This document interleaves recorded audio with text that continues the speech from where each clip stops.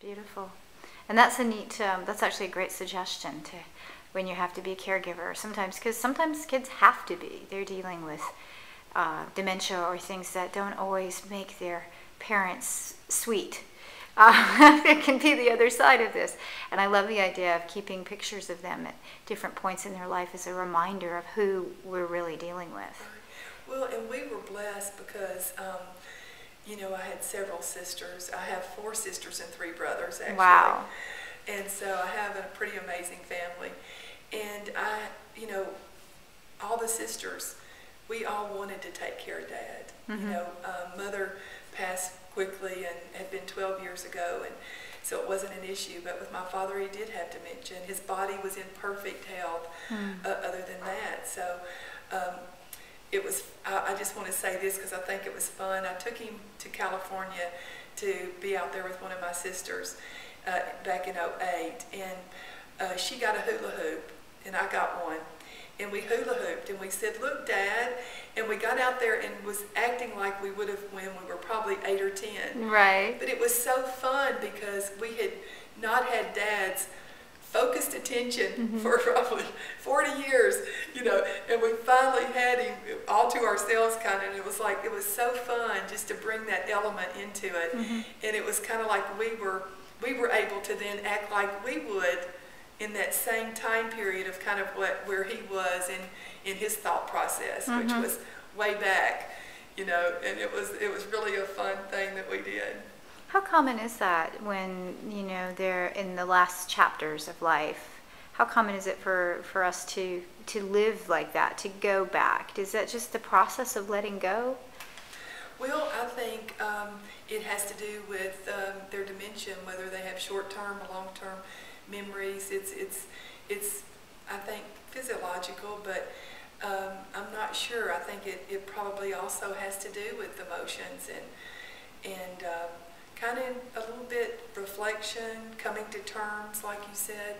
I think there's a lot of that goes on. And each person, as you and I both know, but they're so unique and so different. Each situation is so different. Each family, the dynamics are so different. You know, so each one is so uniquely different that it's hard to really put a brush over much of it. So with the Twilight Brigade, is it sort of a reality? I mean, some people don't have children, you know, so they progress through life and they don't have the adults coming up after them that are connected to them to be with them at some of these key points. So is that part of the role that the Twilight Brigade would fulfill? Yes, because they say a lot of times, you know, they may have family, but they're in another state, where they may have a job situation. They're just not able to get the time off that they need. And so also this is where Twilight Brigade is a little different than just your basic hospice volunteer, is that the Twilight Brigade is signing up knowing that they're going to be there at kind of the last days. You know, that takes a unique person. Yes. And it takes a unique calling to be able to do that. So it is hospice volunteers, so to speak, but it is taking it to another kind of a deeper, more intense level. I can appreciate that from a perspective, being there when others cannot. But what about when others can, when family can? Is that still a situation where the Twilight Brigade may come in? Because I could see where it would be so helpful to have somebody come in that doesn't have all that emotional entanglement and can just be present. Absolutely, absolutely. And they can be available as much or as little as participation as the family or the patient wants. You know, and what I mean by that, if there's family members and they kind of want that extra support by having someone there that they can kind of lean on or talk to or say, you know, what does this mean, or what should I think, or, you know, then they'll have someone kind of there as support for them as well. Right, right. That's a beautiful thing, and it's all volunteer. It's all volunteer. So the family doesn't pay extra to have somebody come? Not at all. And one thing I do want to mention that we were very excited about with the training that we had at the Integrative Life Center is that 2 of the volunteer coordinators from the VA came over during our training and they are definitely getting on board with us to be able to have this Nashville chapter. So that's huge because, of course, you know, we're wanting to serve our veterans. And so for us to be able to kind of coordinate and, you know, bring our resources together and everything, I think it's going to make it happen sooner and better. And I did want to mention that Patricia Childs is the coordinator kind of that's helped. She and I have worked together. We met actually at the Birmingham training in July of '09, and she had lost her husband as well. And so when we left that training, the executive director there in Birmingham of the Twilight Brigade, his name is Mike Wise, and when we left, he said, you know, I sure would love to have a chapter in Nashville. And Patricia and I had actually ridden down together and ridden back, even though we didn't know each other. We were just carpooling. And I remember us both saying, well, we'll do whatever we can, but we don't know what that might be. And so about 2 years ago, Rabbi Rami, we were at the Wisdom House, and we were in a talk about death and dying, and it came up about the Twilight Brigade. And he said, well, do you think we could bring a training to Nashville? And I said, absolutely, that's what we want to do. And so that's kind of where it all started. And I got in touch with Patricia, and we started trying to see how we could coordinate things.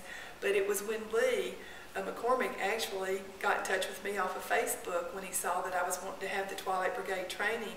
And he said, I would love to offer to have it at the Integrative Life Center.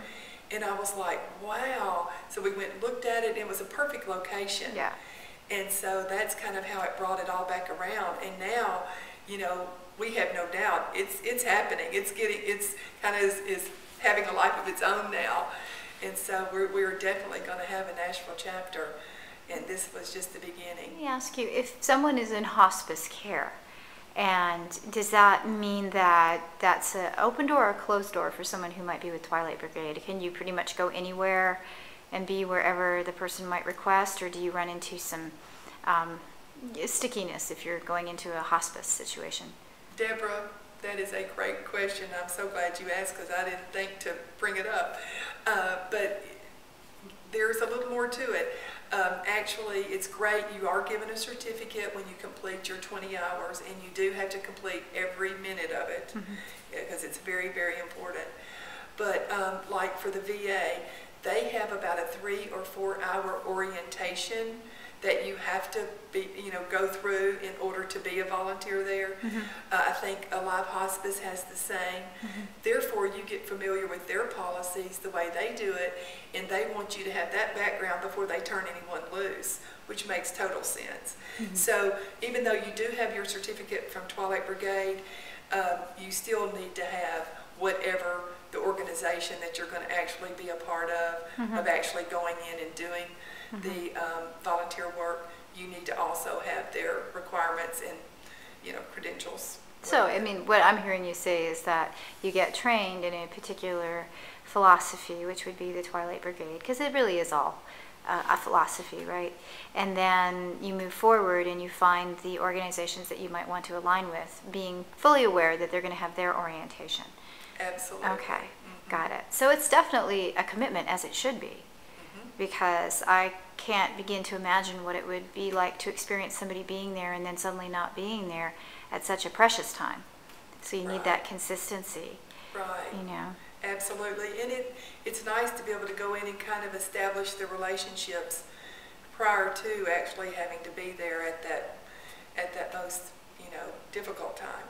So it's good to be able to get in, meet the family, meet the patient, spend time with them, establish that relationship and bond so that it all has meaning, because that's where the meaning comes in. Yeah, exactly.